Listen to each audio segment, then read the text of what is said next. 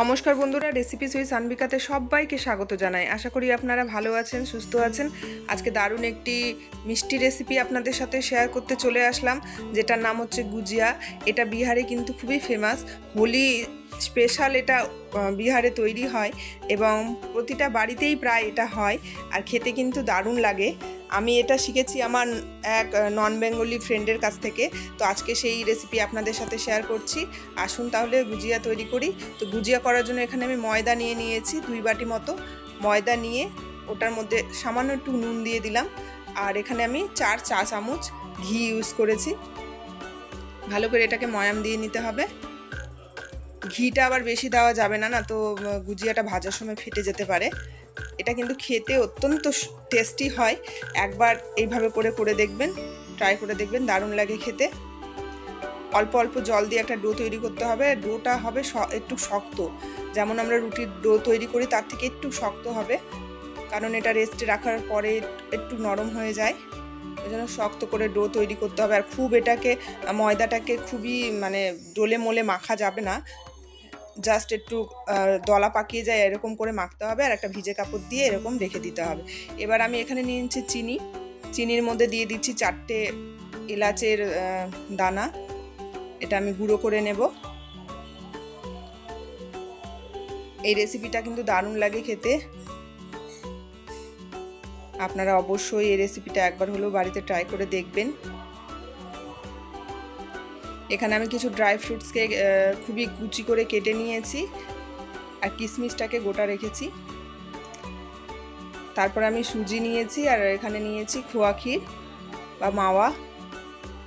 তারপরে একটা ফ্রাই প্যানের মধ্যে আমি প্রথমে খোয়া ক্ষীরটাকে একটু নরম করে নেব। এটাকে ঠান্ডা করে নিচ্ছি। এরপরে ওই ফ্রাই প্যানের মধ্যে 1 চামচ ঘি দিয়ে আমি দিয়ে দিচ্ছি ড্রাই ফ্রুটস, যেমন আমন্ড, কাজু বাদাম, পেস্তা।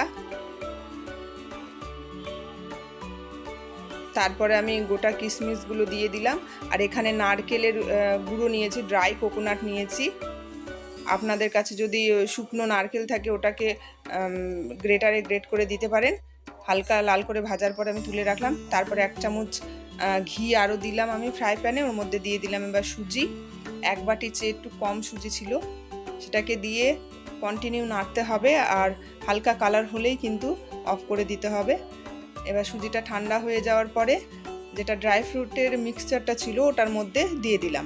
তারপরে চিনিটা আমি এলাচ দিয়ে গুঁড়ো করে নিয়েছি, গুঁড়ো চিনিটা আমি দিয়ে দিলাম। যেটা খোয়া ক্ষীর আমি একটু ভেজে নিয়েছিলাম সেটা দিয়ে দিলাম। তারপরে সমস্ত উপকরণগুলোকে আমি ভালো করে মেখে নেব।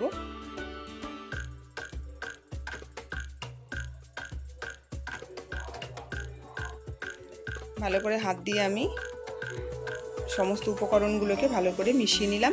তারপরে আমি এবার ময়দার ডোটা যেটা বানিয়ে রেখেছিলাম সেটা থেকে আমি ছোট ছোট লুচি যেমন হয় তেমন লেচি কেটে নেব ছোট ছোট, আর লুচির মতো করে বেলে নিতে হবে।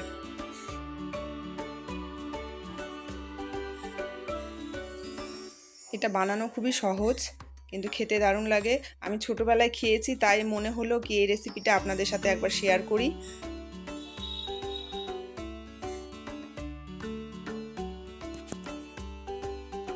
লুচির সাইজে এটাকে আমি বেলে নিচ্ছি। তারপরে তার মাঝখানে দিয়ে দিচ্ছি আমি যেটা খোয়া ক্ষীর আর ড্রাই ফ্রুটসের যেটা আমি পুরটা তৈরি করে রেখেছিলাম সেটা দিয়ে এটাকে ভালো করে চারি সাইডে একটু জল লাগিয়ে দিতে হবে, তারপরে ভাঁজ করে দিতে হবে এরকম করে চেপে চেপে।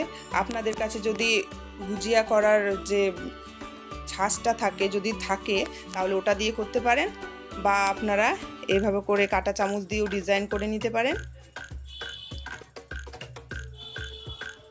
হাত দিয়েও করা যায় ফুলের মতো, যার যেমন সুবিধা হয় সেইভাবে করে নিতে হবে। এরকম করে একটার সাথে একটা মুড়ে মুড়ে ভাঁজ করে নিতে হবে।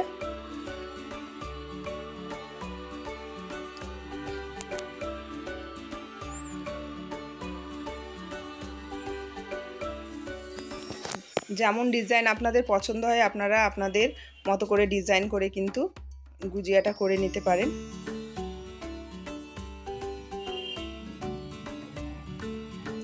এবার তেলটা খুব বেশি গরম করা যাবে না, একদম লো ফ্লেমে এটা ভাজতে হবে। যেমন আমরা সিঙ্গারা তেলটা যেমন হালকা একদম গরম থাকে তখন আমরা যখন ছেড়ে দিই, তেমনই সিঙ্গারা যেমন করে আমরা ভাজি সেম প্রসেসে কিন্তু এটা গুজিয়াটাকে ভাজতে হবে।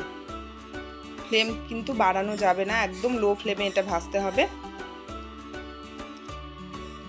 হালকা কালার হলেই কিন্তু এটাকে বের করে নেব।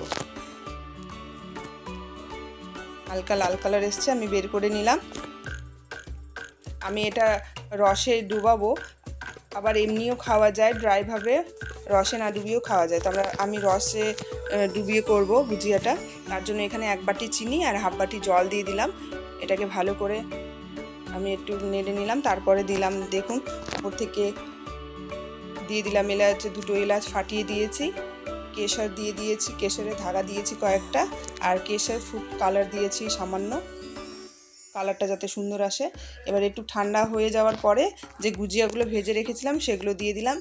সেগুলো দিয়ে রেখে দিতে হবে 3 থেকে 4 ঘন্টা মতো, তাহলে ভালো করে রস ঢুকে যাবে গুজিয়ার ভেতরে। আর খেতে কিন্তু দারুণ হয়, জুসি হয়, খুবই ভালো লাগে খেতে। আপনারা অবশ্যই ট্রাই করবেন। আর এমনিতে ভাজা গুজিয়াটাও খাওয়া যায়, কিন্তু আমি এটা রসে ডুবিয়েই করেছি আজকে। আমার গুজিয়া হয়ে গেছে, এটাকে আমি ঠান্ডা হতে দিব।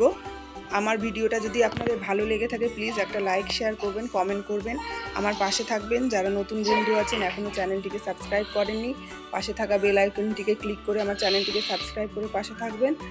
আপনারা এতক্ষণ আমার সঙ্গে ছিলেন তার জন্য অনেক অনেক ধন্যবাদ। আবার দেখা হবে।